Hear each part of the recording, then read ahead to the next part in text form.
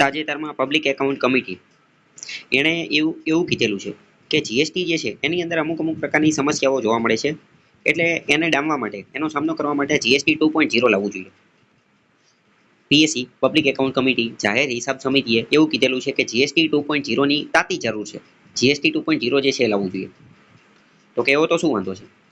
પહેલો વાંધો public account કમિટીને એ રાખ્યો કે જીએસટી અંતર્ગત એક કોમ્પેન્સેટરી ફંડ બનાવવામાં આવેલું હતું. આ કોમ્પેન્સેટરી ફંડ અંતર્ગત રાજ્યોને, સ્ટેટ્સ એને જીએસટીના કારણે જે કોઈ પણ નુકસાન થાય છે એ નુકસાનની ભરપાઈ કરવા માટે આ કોમ્પેન્સેટરી ફંડમાંથી રાજ્યને જે છે એ પૈસા આપવામાં આવશે.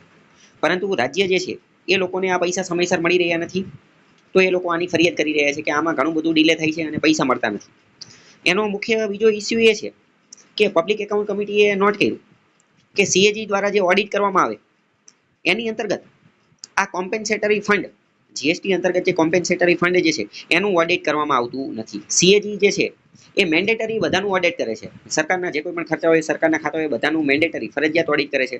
પરંતુ કોમ્પેન્સેટરી ફંડ જે છે એને આમાંથી બાકાત રાખવામાં આવેલું છે. તો પીએસસી કીધું કે આનું કંઈક પહેલા તો સમાધાન લાવવું જોઈએ. આ કોમ્પેન્સેટરી ફંડ જે છે એનું સરકારે પોતાની રીતે ઇન્ટરનલી ઓડિટ કર્યું. તો ઇન્ટરનલી ઓડિટ કર્યું તો એના અંતર્ગત એમને ખબર પડી કે 2500 જેટલી ઇનકન્સિસ્ટન્સી જોવા મળેલી છે. એટલે કે 2500 જેટલા વાંધા તો એમને પોતાની રીતે ઇન્ટરનલી આંતરિક રીતે ઓડિટ કર્યું, એમાં 2500 જેટલી સમસ્યાઓ, ઇસ્યુ જે છે એ જોવા મળેલી છે. અને કોમ્પેન્સેટરી ફંડની અંદર આ 30,000 કરોડ જેટલા રૂપિયા પડેલા છે. તો આ કઈ જગ્યાએ છે, કેવી રીતે વાપરેલા છે, એના વિશે કોઈ માહિતી છે નહીં. કેમ? કારણ કે એનું ઓડિટ થયું નથી. એટલે બીજું એ કે જ્યારે જીએસટી જે છે, જીએસટીનું લાયસન્સ કોઈને આપવાનું હોય અને એનું કેન્સલેશન કરવાનું હોય, માની લો કે કોઈ જીએસટી માટે અરજી કરી અને એ જીએસટી એને નથી મળવા પાત્ર, રદ કર્યું, તો એને નોટિસ કેવું કંઈક દેવાનું હોય. નોટિસ તો દેવી પડે ને, સો કોસ નોટિસ તો આપવી પડે. પરંતુ પબ્લિક એકાઉન્ટ કમિટીએ પોતાના રિપોર્ટમાં જાણ્યું કે 15,000 જેટલા લોકોએ અરજી કરી હતી જીએસટીના કેન્સલેશન માટે, જીએસટી માટે અરજી કરી હતી, અને 15,000 લોકો જે છે એનું 15,000નું લાયસન્સ કેન્સલ કરી નાખ્યું, એનું રજીસ્ટ્રેશન જે છે એની અરજી નામંજૂર કરી. પરંતુ એમાંથી 15,000માંથી 6,000 એવા હતા કે જેને સો કોઝ નોટિસ પણ આપવામાં નથી આવી, અને એમની મતે એમની જે અરજી પ્રક્રિયા, એપ્લિકેશન ફોર્મ જે છે એ રિજેક્ટ કરીને. તો મતલબ કે આ બધી સમસ્યા છે.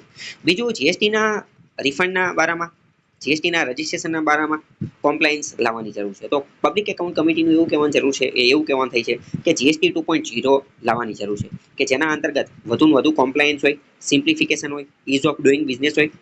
રાજ્ય અને કેન્દ્રની વચ્ચે જે ટસલ છે કોમ્પેન્સેટરી ફંડના બાબતે અને રાજ્યને જે પૈસા ટ્રાન્સફર કરવાના છે એ બધા બાબતે જે છે એ સિમ્પ્લિફિકેશન હોવું જોઈએ, અને સીએજીનું ઓડિટને એ બધું મેન્ડેટરી રાખવું જોઈએ. આવું પીએસસી કહે છે.